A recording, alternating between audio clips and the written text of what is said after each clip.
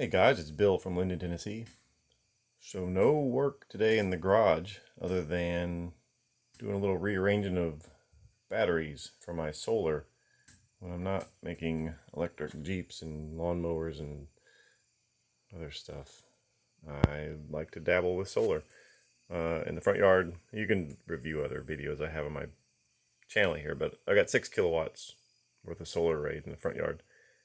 And when I first moved here, I got a whole bunch of these. These are Sky Energy or Winston lithium iron phosphate 400 amp hour cells. Now, again, a cell is just a single brick. Each one of these charges to about 3.35 volts. And as soon as you put more than one cell together, you end up with a battery. If you've got 16 of these, you end up with a 48 volt battery. Now, these are very old. These are probably more than 10 years old, maybe even 11 or 12, I don't know. And they were part of a test program at one point in their early life. Actually, at one time I think I had almost 40 of these things, but the vast majority of them were not good, so they got rejected. And these was what's left. I sold some of them to somebody. You put 4 of these together, you get a 12 volt battery, a very stout 12 volt battery. I sold some to somebody for that purpose, and then a few of them have died over the last 4 years or so, and I've just kind of replaced them by attrition. But I've run out of replacements, so one of them crapped out on me, leaving me with 15, and 15 of these cells isn't any good for anything. So put them up on Marketplace and see if anybody wants them. I'm trying to sell the whole mess of 15 of them for $500, which is pretty dang good price considering one of these brand new is like 400. So, I'm just trying to move them. They're not 400 amp hours for sure. They're 300 amp hours. Anyway, and I had them in here along with those blue ones. Those blue ones used to be part of a EV conversion. They were in a Saturn View long time ago, and the guy ended up buying a Model X Tesla, and the converted Saturn View just wasn't any good anymore. So he took all the cells out, put them in his basement, donated the car to a local tech school, and there they sat. I want to say I had like 40 of these things, 45 of them maybe. But what he did wrong, he had an early BMS on them, and at the time they were just these little boards that went across the terminals, and they would shunt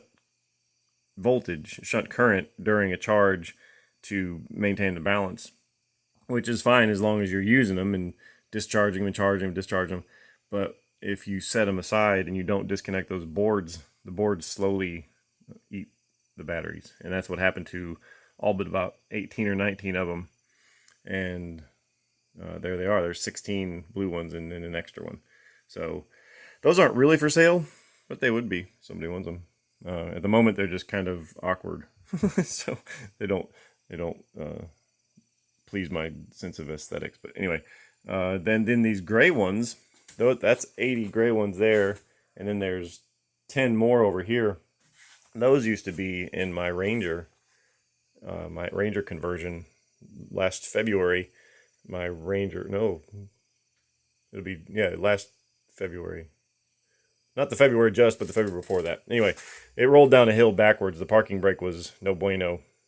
And it rolled down a hill into a tree. And had to have a couple guys pull me out. One guy tried to pull me out and he kept getting stuck. His truck isn't very good. So, so those used to be in the Ranger. And I've been kicking around what am I going to do with them for, over a year now. I thought about maybe doing another conversion, but at the moment it's not in me at the moment. So I'm gonna put these on my solar, and then this right here is a complete pack from a Nissan Leaf. I bought that from partco.com or something like that. It's a place where you get car parts. That's where I bought that, and just had it to supplement the yellow and the blue ones. And then I thought since those worked so good, I went on batteryhookup.com. They were running a program where they were selling complete Nissan Leaf packs. And that's what this is. Unfortunately, me and my buddy, actually, a friend of mine, both bought one at the same time. His turned out to be fine, and I bought 2 of them. And one of the 2 ended up not so great. There should be 48 modules. It should be that tall, but in fact, I only got 35. I think I got 36, 37, 38, 39, about 40 of them. I only ended up with 40 good ones. The other ones were clapped out, so I had to reject those. 2 of them I'm using as a little shop 12-volt battery to power little stuff on the bench. One of them I'm going to use for something else, and then the other ones are just trash, which is a shame. And then this one, this used to be in my wife's craft cabin. We got this for her. Her little craft cabin's completely off-grid. It's got 4 380-watt panels on the roof, I think. And then this is a complete Nissan Leaf pack that we got for her. Now, recently, we bought her some of the, they're from a company called Trophy Batteries, and they're rack-mounted lithium iron phosphate 48-volt modules, 5.6 kilowatt hours. We bought her 4 of those. The cool thing about them is they have a heater. They have a heater inside of them, because you can't charge lithium batteries when they're below freezing. Now, her little cabin being completely off-grid, if she doesn't get enough sun in the winter, then can't run the heater. Can't run the heater, then the whole place freezes, including the batteries, and that's a real problem. So we had like a heating blanket, that you put like on your bed. We had that wrapped around them, and it worked. It worked better than nothing, but not much. So we're going to try these rack-mounted ones and see how their internal heaters work. They've also got a battery management system in them, and they've got circuit breakers on them and a digital readout and a status indicator. They're really slick, actually. There's several companies now that are doing these rack-mount 48-volt and 24-volt lithium iron phosphate off-grid or battery backup modules. Check them out. They're pretty cool.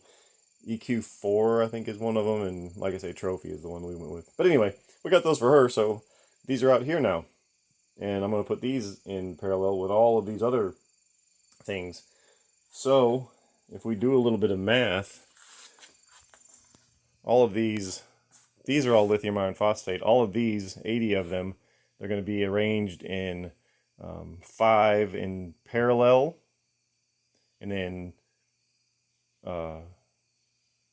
16 of those are in series, and then that gives you a 48-volt battery. These are arranged just 16 in series, the blue ones, 16 of those in series. Now, the Leaf ones are a slightly different voltage, so you only put 14 of those in series to get the same, you charge it to 56.4 volts to get the same volts. So you only use 14 of those instead of 16. So that's what that is. That's what that in the end is. And, well, that's what that is also. This one and the one on the end put 7 of those cans in parallel, and then and then you end up with 14. So you have to actually add a 49th module to the top of it, and there will be one over there too. Oops, stand by. Hold on for a second. I gotta do something real quick. Stand by. Sorry. So you got to add a 49th one to make it work out. Otherwise, you have to take 7 of them out. Anyway, so if you add all this stuff up from the factory, Nissan Leaf packs are 24 kilowatt hours. So I got 2 of those, and then about 3/4 of one. That one works out to about 17 kilowatt hours. So, and then all of these gray ones, all that works out to about 26 kilowatt hours, and then all these blue ones is a little over 10 kilowatt hours. Now, none of these are their original factory, output. So if you add up all that stuff, you end up with 100 kilowatt hours, 101 kilowatt hours of battery backup, which is really, really great. Like, really, really great. I'm going to assume that it's probably, 10% less than that, so we'll go with 90 kilowatt hours. Now I'm in a situation where I don't really have enough solar panel to fully charge this, which in my brain is great. I think that's a good position to be in. If the solar panels ever put out more energy throughout a day than I have battery to store, then the solar panels have to stop collecting energy from the sun, and they're just sitting there, kind of just hanging out. They're making shade. But if there's a whole lot of battery and the solar panels never really can get it fully charged, or it takes several days for them to get it fully charged, then in my brain that's a win. On a extraordinary day, those solar panels will put about 40 kilowatt hours worth of energy out throughout the day. On an average day, it's more like 30, and then in the winter, you'll get bad days. Well, you'll get as much as none if it's really sunny or something, or if it's really cloudy. But yeah, they average about 30 kilowatt hours a day, which is what my household uses. So if I wanted to go 3 solid days without the grid, if I wanted to go off grid completely, this pack right here will give me enough energy to go 3 solid days if it's fully charged. And then it'd take 3 or more solid days of sun, actually more, for like 4 or 5, because you're consuming energy, consuming power from the sun even as the batteries are charging. So you don't get that full 30 kilowatt hours production straight into the batteries, because some of it gets used. I charge my cars off of this as much as possible. I got a little lawnmower, I charge it off of this as much as possible. And what this will do is this will give me the ability to be able to do that like a lot more. And I'll have to continue to monitor it, because if if I come out here and I charge the Jeep and it takes 30 kilowatt hours out of this thing, and then the next day we only produce 20 from the panels, now we've lost. We're at a net loss, and if that continues enough, then obviously these will die. These will run out of juice. So I'll have to keep an eye on it. In the future, what'll probably happen is I'm gonna get some more solar panels, so that I'm not upside down on battery storage versus solar production. So anyway, that's what we got, and that's the inverter. That's a 12 kilowatt Ames power inverter. And then this is just kind of a neat little display. It's flashing. But this is from a Juntech, but Amazon. You get these things from Amazon. I can't actually find this one anymore. They stopped making it. But it's pretty cool. You plug in how many amp hours your pack has, and then it'll figure out a guesstimate of state of charge. Right now I'm at 19, but I'm actually less than that because I took these blue ones out. So yeah. So anyway, there's that. So that's what I've been up to kind of this weekend, figuring out how I'm going to do this. And once this all gets done, I have to make a whole bunch of copper bars, because each one of these stacks of 5, they all have to have 1 copper bar on that side, 1 copper bar on that side, 1 on that side, 1 on that side. So all 16 of those, so 32 long copper bars. Likewise on this, each of these stacks of 7, 1, 2, 3, 4, 5, 6, 7, gets a copper bar and a copper bar. So all of those get copper bars, so there's 14 copper bars there. And then they all have to get a whole bunch of holes drilled in them, and those have to get a whole bunch of holes drilled in them. So I've got a whole bunch of copper bars to cut and drill, and but that's it. That's what we do. So, but that's it for this weekend. Thanks for watching. We'll see you next time.